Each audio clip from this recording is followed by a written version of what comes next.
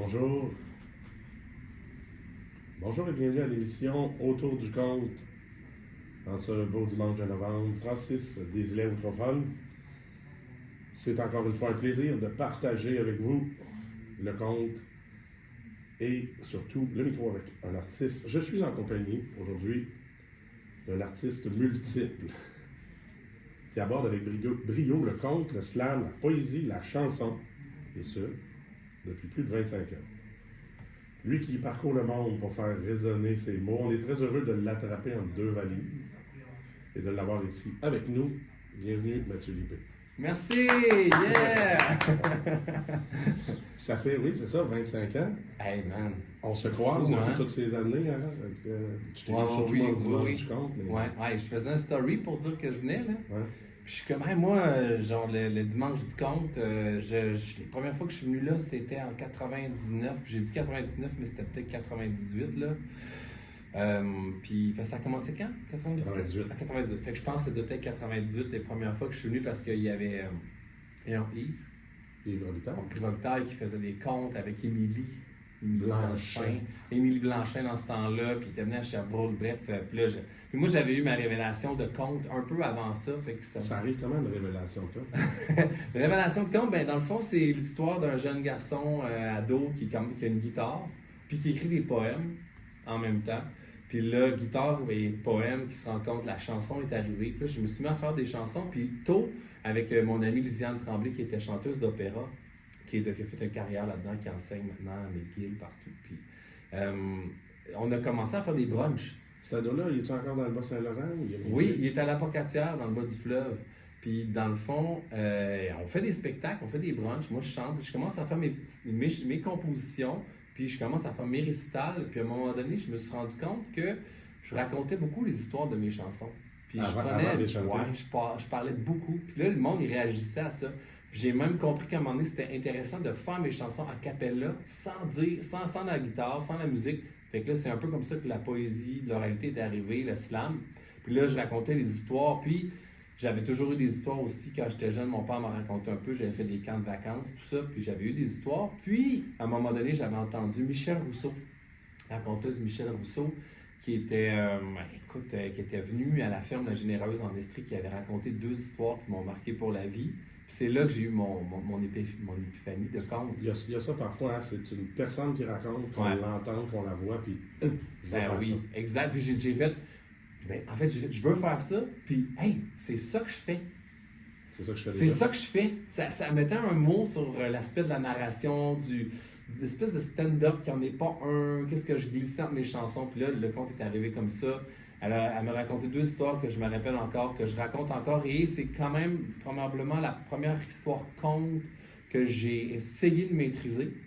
Mais c'est la plus difficile. C'est celle-là que je fais rarement, puis c'est vraiment une histoire difficile. C'est un conte amérindien, c'est pas mon répertoire habituel, mais c'est une histoire qui m'a frappé, puis j'ai décidé de raconter cette histoire-là pendant longtemps. Fait que toi, tu es débarqué à Montréal, on est dans le renouveau du conte, là, tu en parlais un petit peu tout à l'heure, les dimanches contes, Sergent-Couteur sur Saint-Laurent. Puis là, tu rencontres toute cette folie-là, ce bouillonnement créatif-là, parce qu'il y a du monde qui arrive de la poésie, il y a du monde qui arrive du slam, même si ça ne nomme pas encore vraiment la poésie performative. C'est comment d'arriver dans cette c'était pour moi, wow, quelle révélation, tu sais, c'est ça, début 2000, là, parce que là, il y avait, moi j'habitais en Estrie. Depuis le temps, j'avais déménagé en Estrie, j'avais fait mon université à Sherbrooke, puis là, il y a les jours sont comptés en Estrie. La rencontre avec Petronella Van Dyke qui est déterminante aussi pour moi, parce que elle tellement passionnée de conte, elle a fait vivre le conte en Estrie, puis... Et il vit encore. Il vit encore, c'est magnifique. Qu'elle a su créer. Oui, exactement, un super réseau, puis elle m'a amené voir les spectacles, là, j'ai vu différents spectacles, j'ai vu Julos Bocal, qui est un mélange chanson, conte slam, avec elle, on était allé au Petit Bonheur de Saint-Camille, mais j'ai vu Faux-Père, j'ai vu Jocelyn, j'ai rencontré Jean-Marc, toute la gang là, à ce moment-là, Jocelyn Bérubé, effectivement, mais Michel Ndonoc, Micheline Guyenne, grande pointure. Ouais, puis Djihad qui venait au festival puis qui traînait. T'as même réussi à avoir des formations avec Djihad. Oui, parce que. Ce qu'on va dire, là, comme formateur et grand spécialiste des milieux de nuit, c'est aussi là dans les pointures. C'est un être exceptionnel, là. c'est des êtres d'exception. Tu sais, Jihad Darwish, là, pour moi, c'est un ami, un conteur incroyable. Puis on avait fait, c'était aux Productions Littorales qui avait fait une formation avec Jihad. Puis j'ai eu la chance de compter avec lui, de partager dans des festivals après. Puis j'ai écrit encore J'allais en France, puis on a essayé de se voir, mais ça n'a pas fonctionné. Il revient grosso modo quasiment aux 2-3 ans encore. Ouais. Et ces formations sont très, très, très courues. Tu as eu de la chance. Didier Kowarski aussi. Didier Kowarski, tu connaissais-tu Didier Kowarski? Ouais, Il m'a marqué. J'ai fréquenté beaucoup Myriam Pélican par la force qui était son binôme presque. Là, Didier Kowarski, je l'avais vu aussi en Estrie faire un... Ah, c'était incroyable, il m'avait marqué, il avait l'art de l'intrigue juste par son positionnement, juste comment il se présentait, puis il bougeait, puis il était une fois. Les silences, l'art des silences. Ouais. Puis j'étais allé à Paris, j'avais fait une demande au CALC pour des formations. J'étais allé à Paris, puis j'avais passé 2 jours avec lui dans un théâtre. Je te jure, il me faisait faire des exercices, c'était tellement challengeant, là. Mais j'ai beaucoup appris. J'ai énormément appris avec lui. Et dernièrement, j'ai repensé à lui par gratitude et j'ai appris son décès. Il est décédé il y a quelques années. Il y a un livre qui est sorti d'ailleurs sur son œuvre. Ah oui, hein? Ouais, que si tu veux t'en le procurer, je pourrais te donner des contacts, mais chapeauté justement par Myriam Pélican qui met ça en branle pour qu'on n'oublie pas. J'avais été hébergé chez lui pendant quelques jours, je m'en rappelle. Puis il m'avait proposé de faire un projet de Jules Verne. Puis j'avais décliné, puis je pense depuis ce temps-là, il me parlait moins. Des fois, on se fait dire non. Ouais, c'est ça. Quand je préparais tout ça, j'envoie aux artistes une fiche de pré-entrevue, tu m'as envoyé des sujets à aborder. Et je trouve que tu as frappé fort, j'ai le goût de ton angle, ton silence. Let's go, hein. Tu me parles que tu veux aborder la force de l'art. Mm-hmm. Je trouve que c'est un beau projet. Ouais. Mais ça serait, premièrement, quelle est ta définition, toi, de l'art? J'ai même pas pensé à ça, mais c'est super. On part de là. Ouais. Mais écoute, quand tu m'as posé la question après-midi en pré-entrevue, je me suis dit, OK, parlons de quoi? Parlons de l'art. Mais premièrement, parce que je me disais, le conte, c'est de l'art. Ça participe au phénomène artistique du monde. Parce que d'après moi, si toi, ado, t'as une guitare, t'as des poèmes, puis t'emmènes ça en chanson, puis t'emmènes ça sur scène plus tard, l'art est présent rapidement. Toi. Oui, dès 13 ans. Puis même, tu sais, quand j'étais au primaire, j'étais quelqu'un qui était comme extraverti, un peu de nature. J'animais, je faisais des blagues et tout ça. Puis je me rappelle que mes professeurs du primaire avaient décidé un jour que j'allais danser la claquette devant toute l'école primaire. Je m'étais déguisé en vieux... je m'étais déguisé en vieux monsieur. J'avais une canne, j'avais fait un spectacle de claquettes à la canne. Je pense qu'il y avait quelque chose comme déjà présent au niveau de l'artiste en moi, puis à l'adolescence. L'impro est arrivé, le théâtre est arrivé. J'ai mon ami Maxime Pelletier qui dit « Hey Matt, on va faire du théâtre. » Je fais « On va pas faire du théâtre, on va faire rire de nous, on va se faire traiter de tout et non. » Déjà, on se faisait traiter de tout et non, tu sais, un peu artiste. Puis là, il dit « non, il dit, ça va être le fun, on va manquer des cours, on va avoir des belles filles. » Puis tout, « OK, on y va. » J'ai appris les fables de La Fontaine. J'ai appris les fables, le loup, le chien et le loup. Un loup n'avait que la peau et les os, tant les chiens faisaient bonne garde. Je m'en rappelle encore un peu. Puis j'avais fait l'audition avec ça, et j'étais en secondaire 2, j'avais attrapé un premier rôle. Puis là, j'avais fait du théâtre toute mon adolescence. Et donc, l'art est arrivé tôt pour moi. Et si tu me demandes si je reviens à qu'est-ce que c'est l'art, l'art pour moi, qu'est-ce que c'est l'art pour moi? L'art, d'abord, c'est la création. C'est participer, je trouve, au phénomène de la création, de la vie, de se mettre en adéquation avec la vie qui se crée. On a été créés, nous, et on participe à créer des choses et nos petites créations, nos créatures ont leur propre vie, mais il y a comme un phénomène intéressant avec l'art, c'est qu'on rentre dans le flot créatif de la vie. C'est comme si on se mettait avec la vie elle-même qui crée à travers nous, puis il y a un sentiment extatique, légèrement inouï, sublime de pouvoir se mettre en adéquation avec la vie dans son élan de création. Je pense que la vie veut qu'on crée. Puis l'art, son rôle, c'est de créer, et pour toutes les raisons où on voudrait créer, c'est-à-dire créer pour inspirer, créer pour déranger, créer pour faire réfléchir, créer pour faire évoluer, créer... Déranger, ouais, c'est ça. Donc, pour moi, l'art, c'est beaucoup créer. Mais création implique aussi une recherche d'intériorité, c'est-à-dire qu'est-ce que je vais créer? Qu'est-ce que j'ai envie de créer? L'art, c'est beaucoup aussi, d'abord, tu sais, je m'en rappelle, il y avait cette notion-là de vouloir attirer l'attention. L'art va attirer l'attention. L'art qui n'attire pas l'attention C'est anonyme. C'est anonyme, ça C'est un arbre dans flétrit. la forêt. C'est un arbre dans la forêt qui tombe, puis personne n'est là pour l'entendre craquer. Donc, attirer l'attention. Puis après, je m'étais posé la question, ouais, mais comment capter, oui, attirer l'attention, mais comment la garder? Là, ça, c'est un art Ah, là, aussi. ça, c'est- Comment garder Ça l'attention? va tu sais. bien au-delà de peut-être de l'art, il y a la pratique. Comme on dit, maîtriser un art, ça prend 10 000 heures de formation. Tu sais, Ouais, c'est Bruce pas tout Lee créé. disait ça, là. C'est ça, mais après ça, on peut quasiment se le dire pour l'art, même n'importe quelle technique qu'on veut maîtriser, la musique, le piano, il faut mettre du temps, il faut le faire. Exact, c'est ça, c'est une question de temps. Donc, c'est pour ça que, pour moi, l'art, oui, c'est d'abord, oui, attirer l'attention. Ouais, allô, je veux exister aussi à travers ça. Il y a un besoin d'attirer cette attention-là. Puis là, il y a des stratagèmes dans l'esprit qui fait, je veux la garder, l'attention, je veux la capter. Fait que là, l'art fait son chemin je vais raffiner avec le temps l'art de garder l'attention. Et au final, je pense que qu'est-ce qui m'a nourri, c'était justement la question de créer une nourriture. Qu'est-ce qui nourrit l'attention? Au-delà de l'attirer, la capter, qu'est-ce qui nourrit? Puis là, c'est de mettre de la substance dans ce qu'on dit. Puis pour moi, c'est dans ça que l'art est aussi un chemin de rencontre profond avec soi-même. C'est une spiritualité adogmatique. C'est depuis la nuit des temps une façon de se raffiner, de ressentir la vie profondément. Et ça se fait partout. Et le conte, à mon idée, fait partie de ça. Là, on dit conte, mais il y a aussi. Tu es multidisciplinaire, je ne sais pas si tu acceptes. Ah oui, tout à fait, ben oui. Il y en a qui rebutent un peu à ce terme-là. Mais la poésie, le slam, arrive aussi assez rapidement. Tu te jettes corps et âme là-dedans et ça fonctionne parce qu'il y a des prix. Puis dans les années 2000, ça décolle. Le Grand Slam national du Québec. Paris, 2e place pour la Coupe du monde de poésie. Grand Slam du Québec, tu l'avais remporté. 2009, la médaille d'or au 6e jeu de la francophonie à Beyrouth. Donc, il y a ce côté-là dans lequel tu vas plonger aussi. Tu vas embrasser ces deux volets-là de la discipline. Oui, ben tout à fait.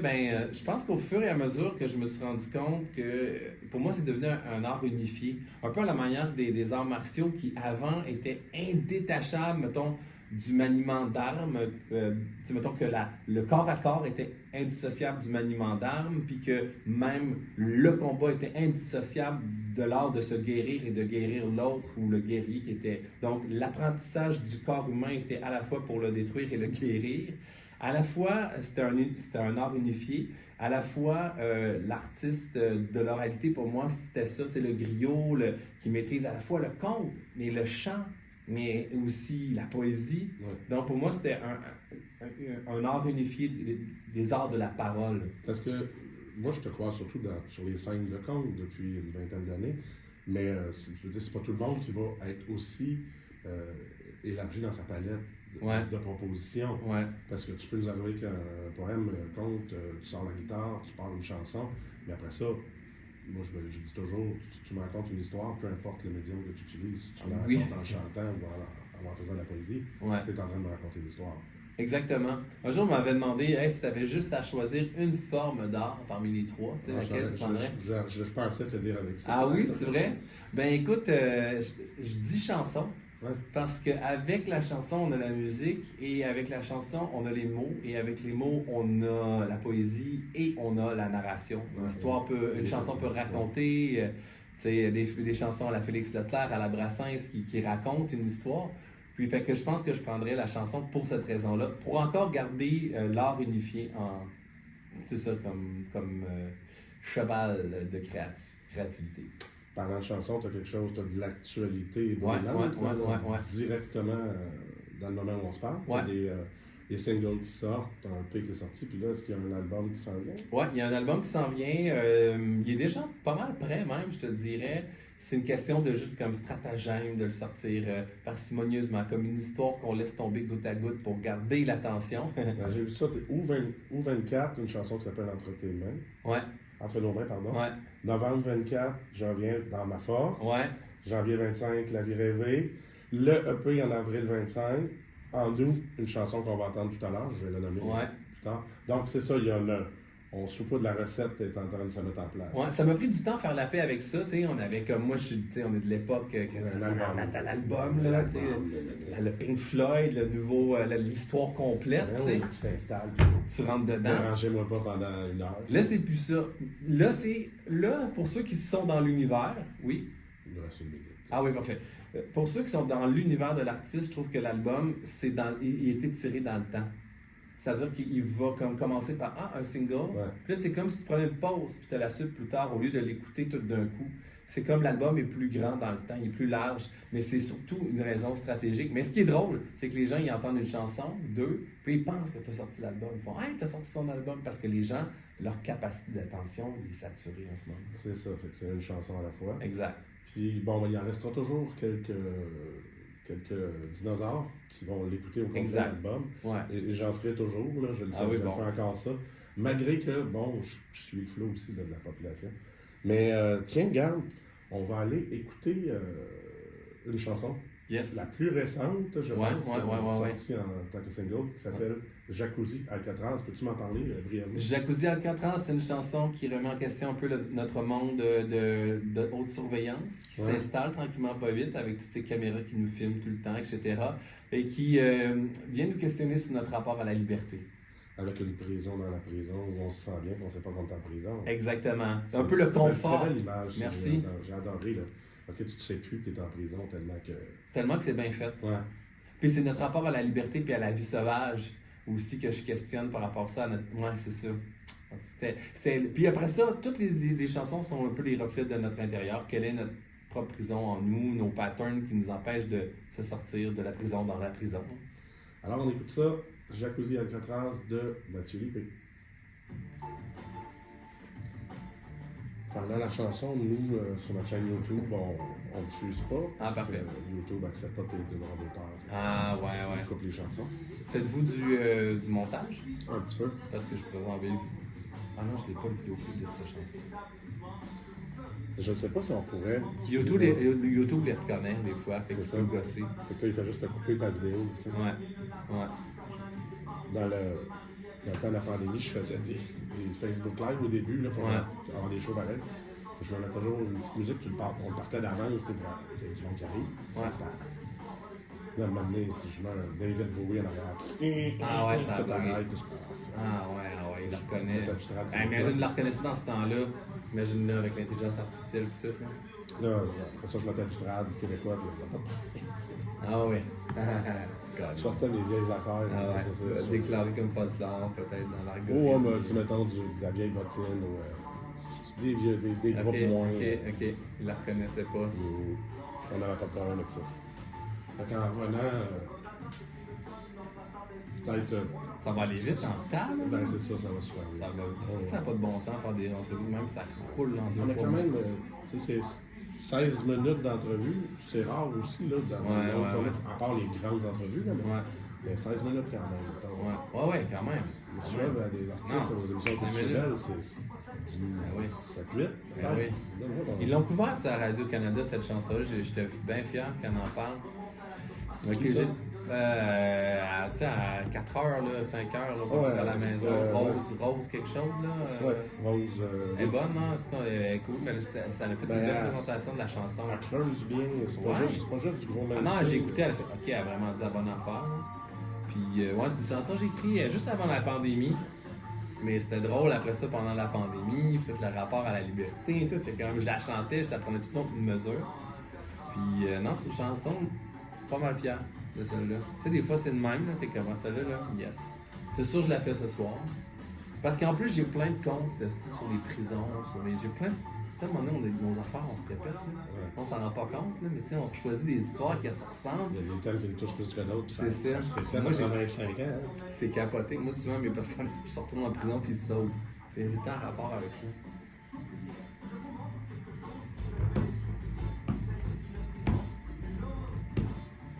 Fait que là, je vais faire. Là, je vais aller plus comme dans une inspiration pour les contes traditionnels. Ça peut peut-être t'amener. Ça va peut-être m'ouvrir une porte pour le faire. Pendant le conte, je vais te faire 4 minutes, 3 minutes, 2 minutes, 1. Ah, je pense que ça va être 2 minutes 30. Ah, tu pourras, ok. Il roule. Sinon. J'ai plus rien à te dire, hein, sinon. Ah, on va jaser, man. Attends, qu'est-ce que si je fais pas ça? Non, mais vas-y avec ce que tu pensais, ça va être bien. Ouais, ça va être plus facile, je pense. Tu participes-tu à la musique aussi dans les compos? Ouais, c'est moi qui ai composé la base. Après ça, les arrangements, j'ai un musicien exceptionnel, là, tu sais. Mais on est ensemble en studio, on fait des Celui-là, trucs. c'est pas Marc Papillon? Ouais, c'est Marc Papillon, ouais. Je pense qu'elle joue assez belle, cette chanson. En tout cas. En tout cas, là, elle joue assez bien. Ouais. 10 secondes.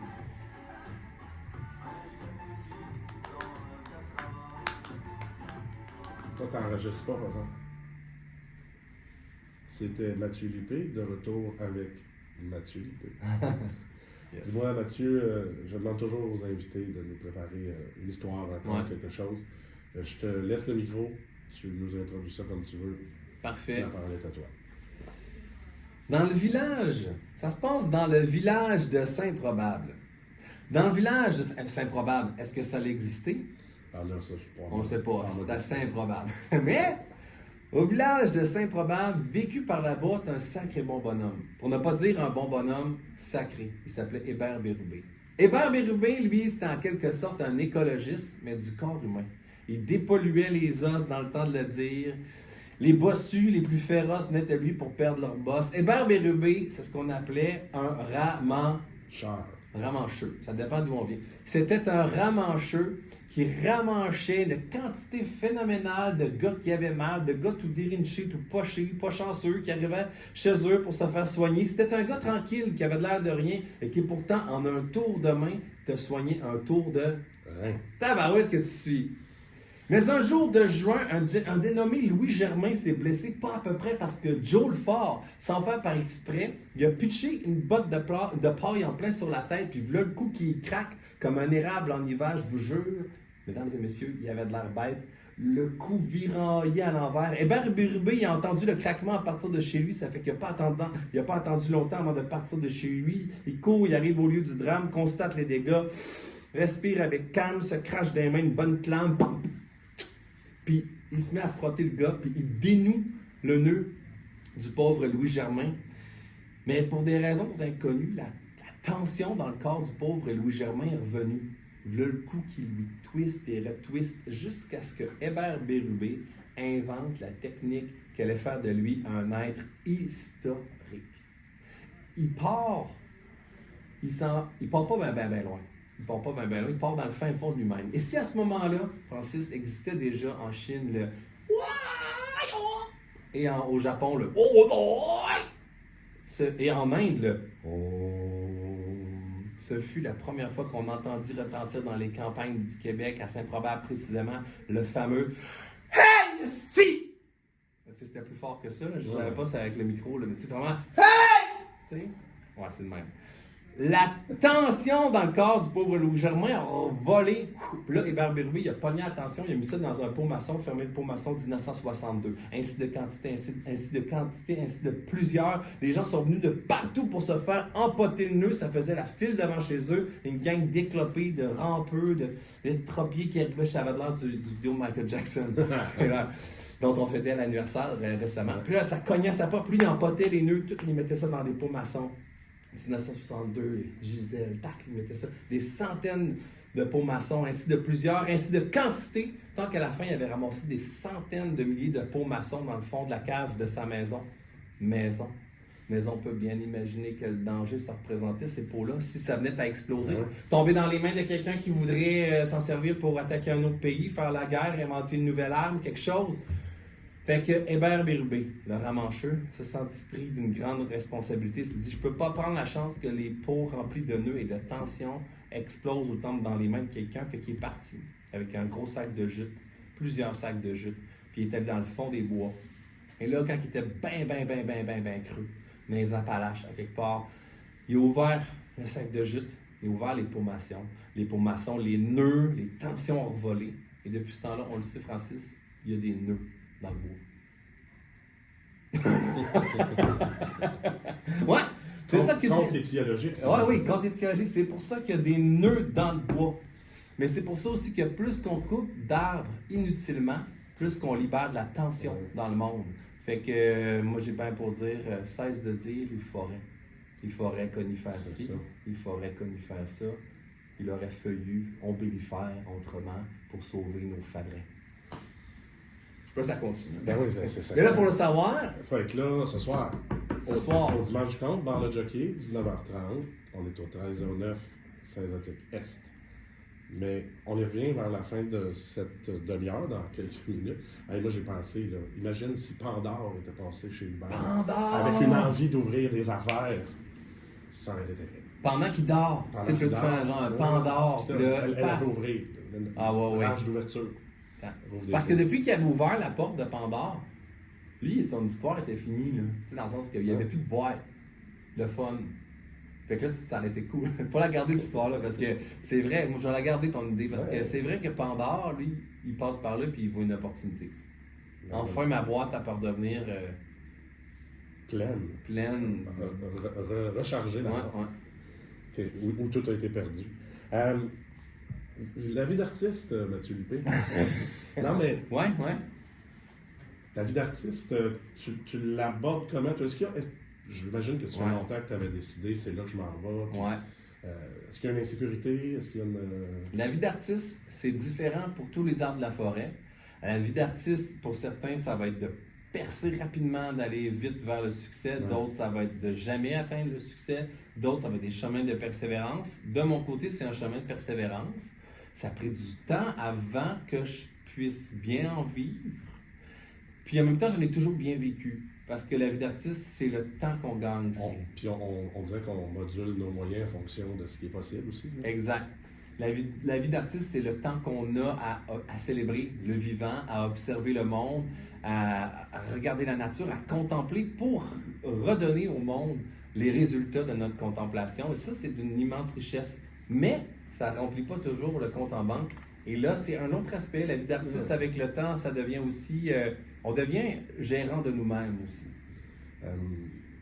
Et ta relation vite au voyage, pour partir, revenir, est-ce que ça va? Tu ne laisses pas trop derrière? Moi, le voyage, j'adore. Ça fait partie de mon métier. J'adore voyager pour rencontrer les gens, voyager à travers les paysages, à travers les rencontres, puis ramener des histoires. La plupart de mes histoires sont des histoires de voyage et ramener de voyage. Et tout prochainement, on va se retrouver On n'a pas eu le temps de parler de tes formations que tu fais. Oui. Des formations en ligne que tu vas faire. Ouais. Tu t'en vas en tourner partout au Québec en 2026. L'album qui s'en vient. Et surtout, là, dans les minutes qui suivent, dans les heures qui suivent, on se retrouve au Dimanche du Compte. Exact. Et si vous voulez profiter d'un billet gratuit, le mot ou les mots cette semaine, c'est la chanson qu'on a entendue, Jacuzzi Alcatraz. Restez avec nous.